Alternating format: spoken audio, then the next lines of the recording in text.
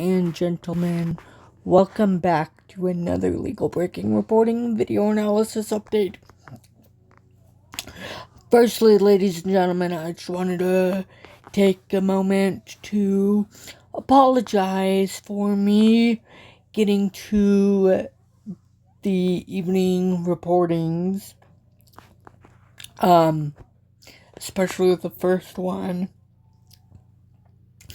for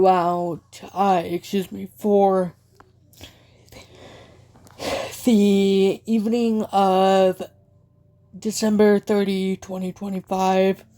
I've been so busy today. Ladies and gentlemen, without further ado, let's get into our first reporting that is read by The Hill, as you could see. Before we begin, ladies and gentlemen, please make sure that you like, comment, share, subscribe, and enjoy for more legal breaking news, and Happy New Year, ladies and gentlemen. Trump fills end of 2025 with foreign policy, by Brett Samuels. President Trump is consuming himself with foreign policy matters as the first year of his second term comes to a close, even as concerns about the economy are set to consume the Republican Party in 2026. Trump is spending the final weeks of the year at his Mar-a-Lago estate in Florida, where he hosted Ukrainian President Volodymyr Zelensky and Israeli Prime Minister Benjamin Netanyahu.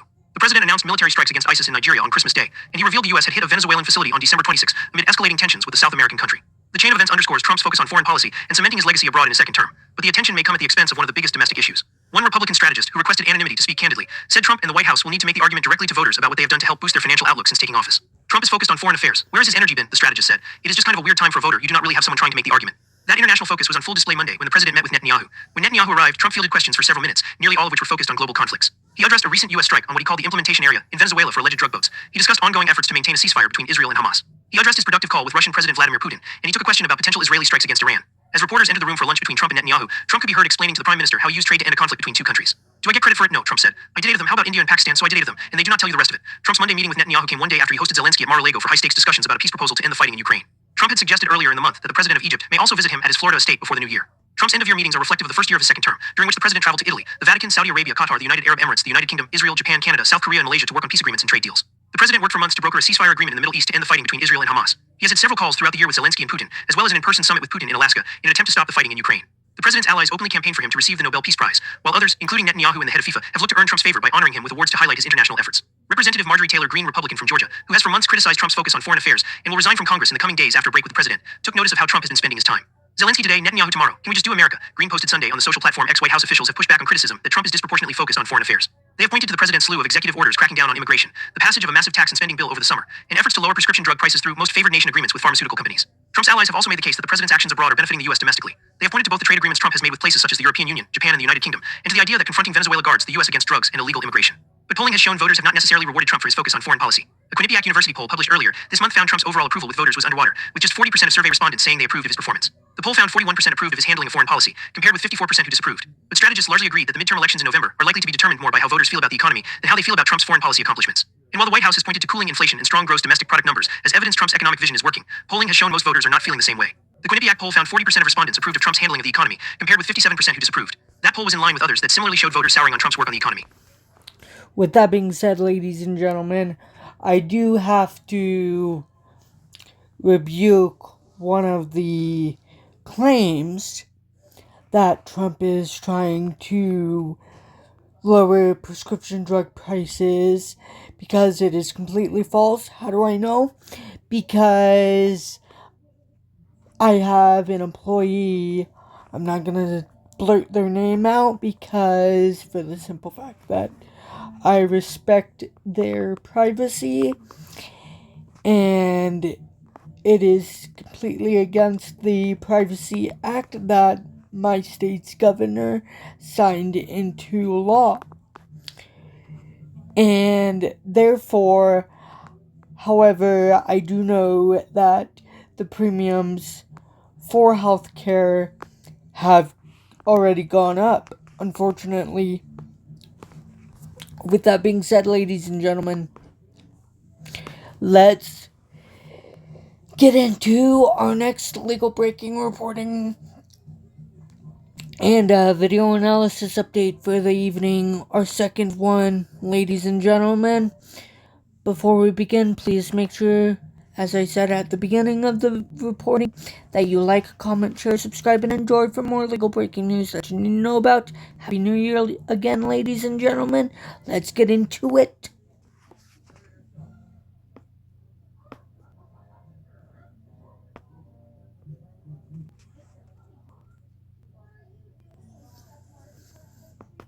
CIA conducted drone strike on Venezuela port facility by Philip Timmons. The CIA reportedly conducted a drone strike on a Venezuelan port facility last week, an attack President Trump revealed during a December 26 radio interview, marking the U.S.'s first known land strike inside the country amid its mounting pressure campaign on Venezuelan President Nicolas Maduro. The CIA struck a remote dock on the coast of Venezuela that U.S. officials believe was used by the Venezuelan transnational gang Tren de Aragua to store narcotics and prepare them to be shipped elsewhere via boats, according to multiple news outlets. According to reports, no one was killed in the operation, as the dock was empty when the strike took place. Tren de Aragua is designated as a foreign terrorist organization by the U.S. government. The CIA declined to comment. The Hill has reached out to the White House for comment. Trump first disclosed the strike during an interview with radio hosts John Katzimatidis and Rita Cosby on Friday, saying, "We just knocked out. I do not know if you read or you saw. They have a big plant or big facility where they send where the ships come from. 2 nights ago, we knocked that out," the president said. "So we hit them very hard." Trump offered some additional details about the operation while speaking Monday at his Mar-a-Lago resort in Florida, ahead of his meeting with Israeli Prime Minister Benjamin Netanyahu. "We hit all the boats and now we hit the area. It is the implementation area. That is where they implement. And that is no longer around," the president said. He added that there was a major explosion in the dock area where they load the boats up with drugs, adding it took place along the shore. The Venezuelan government has not commented on the strike. Trump confirmed in October that he authorized the CIA to conduct covert operations inside Venezuela. "I authorized for 2 reasons, really. Number 1, they have emptied their prisons into the United States of America. They came in through the border," the president said at the time. Trump has repeatedly threatened land strikes inside Venezuela against drug smuggling cartels. "You probably noticed that people are not wanting to be delivering by sea, and we will be starting to stop them by land also," Trump told military personnel on Thanksgiving. The CIA attack would constitute the first U.S. land strike on Venezuela since the Trump administration began blowing up alleged drug trafficking boats in both the Caribbean and Eastern Pacific. Since September 2nd, the U.S. military has conducted a minimum of 30 lethal boat strikes and has killed at least 107 narco-terrorists. The U.S. military has not conducted a boat strike in the Caribbean in more than a month, with the most recent one coming in early November, but the lethal attacks have continued in the Eastern Pacific. The U.S. Southern Command announced Monday that the U.S. blew up an alleged drug smuggling vessel and killed 2 narco-terrorists. As part of the pressure campaign, Trump has announced a blockade on all sanctioned oil tankers coming in and out of Venezuela, and the U.S. Coast Guard has seized at least 2 tankers off the coast of Venezuela in recent weeks. With that being said, ladies and gentlemen, let's get into our next legal breaking reporting video analysis update that is read to us by The Hill. So we will be taking a look, a read, and a listen. This is because so that way it attempts to try to help out with the reporting, so that way it doesn't take as long as our 20 or 30 minute reportings have gone. Let's get into it. Mamdani to be sworn in at abandoned NYC subway station by Ryan Mancini. City Mayor-elect Zoran Mamdani, a Democrat, will hold a private swearing-in ceremony late Wednesday night at an abandoned subway station built more than a century ago. When Old City Hall Station first opened in 1904, one of New York's 28 original subway stations, it was a physical monument to a city that dared to be both beautiful and build great things that would transform working people's lives, Mamdani said in a short statement. That ambition need not be a memory confined only to our past, nor must it be isolated only to the tunnels beneath City Hall. It will be the purpose of the administration fortunate enough to serve New Yorkers from the building above. The station's tunnels are adorned with glass mosaic ceilings. Though the tunnel has been decommissioned, the city's 6 train can still ride through the Old City Hall Station, which now hosts a tour provided by the New York Transit Museum. New York Attorney General Letitia James, a Democrat who will swear in Mamdani at the New Year's Eve event, told the New York Times that the location was appropriate given that New York's subway system is its lifeblood. "For all of our strengths and weaknesses as individuals, we ride together on the train to places far and wide," she told the Times. "Zoran is our next mayor because he understands how important it is that New Yorkers living side by side all deserve a city that we can thrive in, no matter what subway line you use."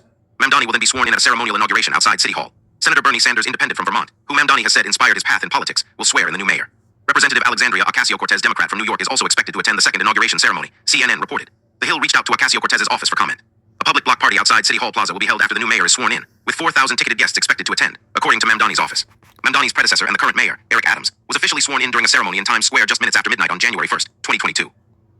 Congratulations to Mayoral-elect Zoran Mamdani. Hopefully, Mamdani, you stand up to Trump as a rightful mayor should and not bend the knee. With that being said, ladies and gentlemen, let's get into our next reporting by The Hill. Again, I want to apologize for not getting the reportings done for this evening so far. Up until now, I've been so busy. ladies and gentlemen, with that being said, let's get into the reporting, ladies and gentlemen. Before we begin, please like, comment, share, subscribe, and enjoy for more legal breaking news. Happy New Year. What to know about Iowa State Senate special election by Julia Mueller. Voters in Iowa will head to the polls on Tuesday for a new state senator in a special election that could allow Republicans to regain a supermajority in the upper chamber. The GOP held a supermajority in the 50-member state Senate until Democrats broke it in an August special election, adding to Democratic optimism ahead of the midterms. If Republicans, who already have a supermajority in the state House, can win the West Des Moines area seat, which has been vacant since State Senator Claire Celsey, a Democrat, died in October, they will retain their full grip on the state government. A high-stakes race for both parties. Republicans already boast a strong 33 to 16 seat advantage in the Iowa State Senate, but they are one seat short of a supermajority. With 34 votes, or two-thirds of the chamber, Republicans could override a governor's veto, call for special sessions, and approve a governor's appointees on a party line vote. Regaining a GOP supermajority would reverse some of Democrats' off-year gains and further cement power for Republicans, who already benefit from having a supermajority in the state House and Governor Kim Reynolds Republican in the governor's mansion. But if Democrats can win on Tuesday, they will deny Republicans that two-thirds advantage and add to a string of off-year wins and overperformances that have excited party members in and out of the state. The Democratic National Committee, DNC, invested significantly in this summer's special election for the Iowa Senate, which broke the GOP supermajority. Now, the stakes are high to hold on to those gains, and the Democratic Legislative Campaign Committee, DLCC, has made District 16 a top priority. Renee Hardman, the first black woman elected to the West Des Moines City Council and the Democrats' candidate in Tuesday's race, would also make history as the first black woman elected to the state Senate chamber. She is currently the West Des Moines Mayor pro tempore. On the Republican side, Lucas Lofton is a longtime employee of Right Service Corporation, an environmental services company, and is active on boards related to homeschooling in Iowa, according to Local 5. A political newcomer, Lofton's campaign has touted his Christian faith as he aims to flip the seat back into GOP hands. Democrats hold the advantage. Democrats are favored heading into Tuesday's race. The late Celsey won the 16th district seat for Democrats by roughly 16 points against a Republican rival after redistricting in 2022, then won re-election last November by 40 points against a Libertarian competitor. Although President Trump won Iowa by 13 points last fall, then Vice President Harris won the state Senate District 16 vote by 17 points, according to the Associated Press. And there are roughly 14,600 Democrats to 12,000 Republicans in the district, as shown in December data from the Iowa Secretary of State. There are also some 11,500 active voters without a party affiliation. Hardman also has the advantage of a local profile, given her work on the city council and in the mayor's office, and a link to the late state senator. Celsey managed Hardman's first city council campaign nearly a decade prior, KCCI reported. Democrats look to close out year strong. Back in January, Democrat Mike Zimmer flipped an eastern Iowa State Senate district that had overwhelmingly voted for President Trump in 2024. In August, Democrat Catalin Dre flipped another open state Senate seat in northwestern Iowa, breaking the GOP supermajority and adding to Democrats' string of special election wins this year. Now, the DLCC has called Hardman's race a must-win to protect the party's hard-won progress, after Iowa marked the sixth time Democrats broke a state legislature GOP supermajority in the last 2 years. Democrats across the country have been enthused by 2025 election wins after their dismal 2024 losses, and operatives are eager to keep up that momentum heading into the new year. DNC Chair Ken Martin said over the summer the party had failed to recognize the importance of down-ballot elections for too long, and that rebuilding the party starts from the ground up, as they put a spotlight on special election races. With that being said, ladies and gentlemen, let's get into our next reporting. That is this time, ladies and gentlemen, read by an automated voice still, but this reporting is by the New York Times. Let's get into it, ladies and gentlemen. Judge rules that Consumer Bureau's funding cannot lapse. This article is by Emmett Lindner and read by an automated voice. A federal judge on Tuesday ruled that funding for the Consumer Financial Protection Bureau cannot lapse, a blow to the Trump administration, which had declared the agency's cash stream illegal. In her motion, Judge Amy Berman Jackson of the Federal District Court in Washington wrote that the CFPB could continue to receive funding from the Federal Reserve even though the Fed had been operating at a loss since 2022. The Fed's willingness to pay has not changed, she wrote, adding that the only new circumstance is the administration's determination to eliminate an agency created by Congress with the stroke of pen. The future of the CFPB has been in question since Russell T. Vought, the White House budget director, who also serves as the Consumer Bureau's acting director, began to dismantle the Bureau in February. In a notice last month, the Consumer Bureau described its own supervision department as the weaponized arm of the agency under its Biden-era director. Mr. Vought had ordered the agency to close its offices and did not request any funding from the Fed. That eventually left the agency unable to pay its roughly 1,400 workers. We want to put it out, and we will be successful probably within the next 2-3 months, Mr. Vought said on The Charlie Kirk Show, a podcast in October. Last month, the Justice Department's Office of Legal Counsel sent a memo to Mr. Vought declaring the agency's funding stream illegal. The administration argued that because the Fed had been operating at a loss, there was no money for the CFPB. The Bureau warned that it would run out of money in early 2026. A 2010 law that created the Bureau mandated funding from the Fed. Lawmakers intended that funding structure to protect the agency from partisan politics. The CFPB has requested and been granted more than $1 billion from the Fed since 2022, but Mr. Vaught refused to request any funding this year. The Trump administration has sought to have greater sway over independent financial regulators, and Trump appointees have cut staffing and limited bank examinations. Mr. Vaught stopped nearly all new work at the Bureau after he took his position in February. Bank examiners were told to close out open matters and were barred from beginning new ones. Mr. Vaught's changes to the agency this year have caused backlash from some of its employees. In November, after the Bureau announced that it would require its financial examiners to recite a humility pledge to companies before beginning a review, the Consumer Bureau Staff Union responded with a statement that called the pledge creepy and disrespectful. The CFPB's examiners have forced banks and other lenders to return hundreds of millions of dollars to consumers and helped uncover large industry issues since the agency began its operations in 2011. With that being said, ladies and gentlemen, let's get into our next reporting. This time it is back to the Hill, read by an automated voice. So, ladies and gentlemen, again, we will be taking a look, a read, and a listen. Happy New Year, ladies and gentlemen.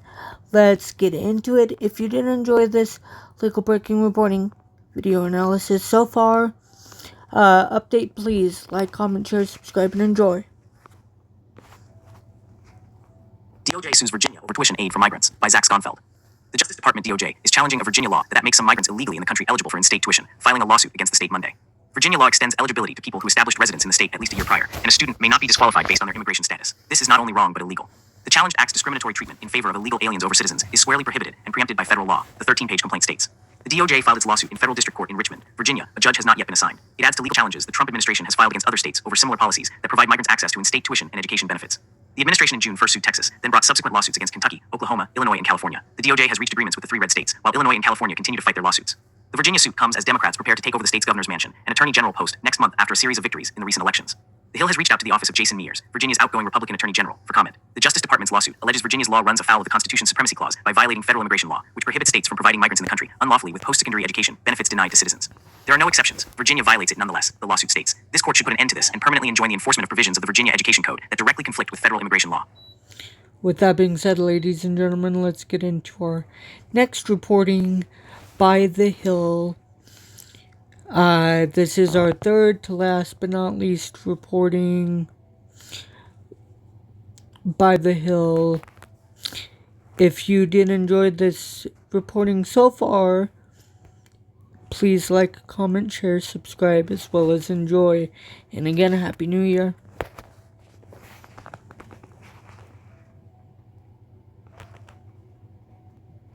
Judge links push for Abrigo Garcia prosecution to top DOJ officials, by Ella Lee. Top Department of Justice DOJ officials may have been involved in the government's push to prosecute Pilmar Abrigo Garcia, which only came after his wrongful deportation. A federal judge overseeing the Salvadoran migrant's criminal case revealed in an order unsealed Tuesday. Though the government has previously said Robert McGuire, the acting U.S. attorney for the Middle District of Tennessee, made the decision to seek an indictment himself, U.S. District Judge Waverly Crenshaw Jr. said documents he reviewed seemed to paint a different story. Specifically, some of the documents suggest not only that McGuire was not a solitary decision-maker, but he in fact reported to others in DOJ, and the decision to prosecute Abrigo may have been a joint decision, with others who may or may not have acted with an improper motivation, the judge wrote. Crенshaw's order directed that several of the documents must be turned over to Abrigo Garcia's defense team, because they may support his argument that he is the target of a selective and vindictive prosecution, over which he is seeking to have his human smuggling charges dismissed. The documents include April communications between McGuire and Associate Deputy Attorney General Akash Singh, a top aide to Deputy Attorney General Todd Blanche, where Singh described potential criminal charges against Abrigo Garcia as a top priority, and McGuire said, "We want the high command looped in." The communications began in April, roughly 2 weeks after the Supreme Court ordered the government to facilitate Abrigo Garcia's return to the United States, a timeline in Crenshaw's order shows. McGuire later wrote that, "Ultimately, I would hope to have ODEG Office of the Deputy Attorney General eyes on it, as we move towards a decision about whether this matter is going to ultimately be charged."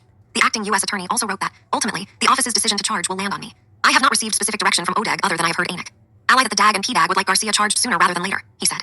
Days before Abrigo Garcia was indicted, counsel of record Jacob Warren emailed Singh and suggested that if the DAG, or Blanche, wanted to move forward with the indictment, the press office should be looped in. Singh also instructed McGuire and others to closely hold the draft indictment until there was clearance to file, suggesting approval would come from Blanche's office, not just McGuire, Crenshaw wrote in his order. The judge said the documents show Singh in a leading role in the government's decision to prosecute Abrigo Garcia, and because he works in Blanche's office, they connect back to Blanche himself and must be turned over to the defense. Specifically, the government's documents may contradict its prior representations that the decision to prosecute was made locally, and that there were no outside influences, he wrote. The U.S. Attorney's Office for the Middle District of Tennessee did not immediately respond to a request for comment, while the Justice Department declined comment. Abrigo Garcia's case became a flashpoint in the Trump administration's heightened efforts to expel non-citizens from the U.S. after he was sent to El Salvador in violation of a 2019 court order barring his deportation there because of safety concerns. He entered the U.S. illegally nearly 15 years ago, and the administration has accused him of being an MS-13 gang member, which he denies. The case quickly went to the Supreme Court, and Abrigo Garcia's return to the U.S. was facilitated, but the Justice Department unsealed the human smuggling indictment against him soon after. He has pleaded not guilty. A different federal judge overseeing Abrigo Garcia's challenge to the government's renewed bid to deport him to a third country last week extended a temporary order barring federal immigration officials from redetaining the Salvadoran migrant. Ladies and gentlemen, let's get into our second to last but not least legal breaking reporting video analysis update for this evening. So far, if you have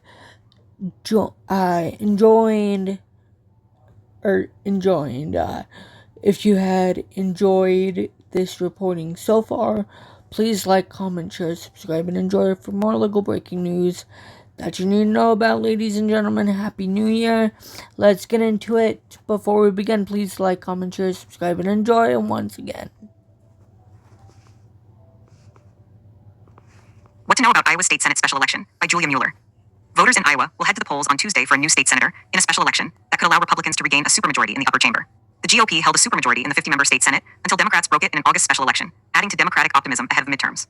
If Republicans, who already have a supermajority in the state House, can win the West Des Moines area seat, which has been vacant since State Senator Claire Celsey, a Democrat, died in October, they will retain their full grip on the state government. A high-stakes race for both parties. Republicans already boast a strong 33 to 16 seat advantage in the Iowa State Senate, but they are one seat short of a supermajority. With 34 votes, or two-thirds of the chamber, Republicans could override a governor's veto, call for special sessions, and approve a governor's appointees on a party-line vote. Regaining a GOP supermajority would reverse some of Democrats' off-year gains and further cement power for Republicans, who already benefit from having a supermajority in the state House and Governor Kim Reynolds, Republican, in the governor's mansion. But if Democrats can win on Tuesday, they will deny Republicans that two-thirds advantage and add to a string of off-year wins and overperformances that have excited party members in and out of the state. The Democratic National Committee, DNC, invested significantly in this summer's special election for the Iowa Senate, which broke the GOP supermajority. Now, the stakes are high to hold onto those gains, and the Democratic Legislative Campaign Committee, DLCC, has made District 16 a top priority. Renee Hardman, the first black woman elected to the West Des Moines City Council and the Democrats' candidate in Tuesday's race, would also make history as the first black woman elected to the state Senate chamber. She is currently the West Des Moines Mayor pro tempore. On the Republican side, Lucas Lofton is a longtime employee of Right Service Corporation, an environmental services company, and is active on boards related to homeschooling in Iowa, according to Local 5. A political newcomer, Lofton's campaign has touted his Christian faith as he aims to flip the seat back into GOP hands. Democrats hold the advantage. Democrats are favored heading into Tuesday's race. The late Celsey won the 16th district seat for Democrats by roughly 16 points against a Republican rival after districting in 2022, then won re-election last November by 40 points against a Libertarian competitor. Although President Trump won Iowa by 13 points last fall, then Vice President Harris won the state Senate District 16 vote by 17 points, according to the Associated Press. And there are roughly 14,600 Democrats to 12,000 Republicans in the district, as shown in December data from the Iowa Secretary of State. There are also some 11,500 active voters without a party affiliation. Hardman also has the advantage of a local profile, given her work on the city council and in the mayor's office, and a link to the late state senator. Celsey managed Hardman's first city council campaign nearly a decade prior, KCCI reported. Democrats look to close out year strong. Back in January, Democrat Mike Zimmer flipped an eastern Iowa State Senate district that had overwhelmingly voted for President Trump in 2024. In August, Democrat Catalin Dre flipped another open state Senate seat in northwestern Iowa, breaking the GOP supermajority and adding to Democrats' string of special election wins this year. Now, the DLCC has called Hardman's race a must-win to protect the party's hard-won progress, after Iowa marked the sixth time Democrats broke a state legislature GOP supermajority in the last 2 years. Democrats across the country have been enthused by 2025 election wins after their dismal 2024 losses, and operatives are eager to keep up that momentum heading into the new year. DNC Chair Ken Martin said over the summer the party had failed to recognize the importance of down-ballot elections for too long, and that rebuilding the party starts from the ground up, as they put a spotlight on special election races. with that being said, ladies and gentlemen, let's get into our second to last but not least legal breaking reporting video analysis update by The Hill. If you did, lastly, ladies and gentlemen, enjoy this legal breaking reporting video analysis update, please like, comment, share, subscribe, and enjoy for more legal breaking news that you need to know about. And Happy New Year, ladies and gentlemen. Let's get into it. Top Republican calling for deportation of every Somali engaged in fraud in Minnesota by Sarah Fortinsky. House Majority Whip Tom Emmer, Republican from Wisconsin, called for the deportation of all Somalis linked to fraud in Minnesota amid heightened scrutiny of the state's handling of the illegal activity. In a post on the social platform X, Emmer said even naturalized citizens should have their citizenship revoked so they can be deported. The lawmaker added that he is willing to pass legislation to make such a move legal. I have 3 words regarding Somalis who have committed fraud against American taxpayers. Send them home. If they are here illegally, deport them immediately. If they are naturalized citizens, revoke their citizenship and deport them quickly thereafter, the number 3 House Republican wrote. If we need to change the law to do that, I will. Our nation will not tolerate those who take advantage of our charity and refuse to assimilate into our culture, he added. The Department of Homeland Security on Monday said federal authorities were on the ground in Minnesota as part of a massive investigation on childcare and other rampant fraud. Federal prosecutors announced earlier this month that they were significantly broadening an investigation into fraud in the North Star State, charging an additional 6 people in the schemes, bringing the total number of people charged to 92. All but 8 of the 86 people previously charged in connection to the fraud are of Somali ancestry, the New York Times has reported, citing prosecutors. A vast majority are American citizens, the outlet said. Officials say they are looking into suspicious billing practices in 14 Medicaid-funded programs, after earlier investigating fraud of 3 state-run safety net programs, according to the Times.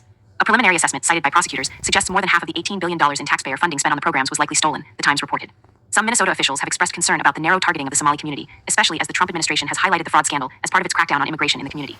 But federal prosecutors, according to local reports, have said one of the schemes, in connection to which 78 people have been charged, amounts to the largest pandemic relief fraud in the country. With that being said, ladies and gentlemen, I highly doubt that any Democratic congressman or woman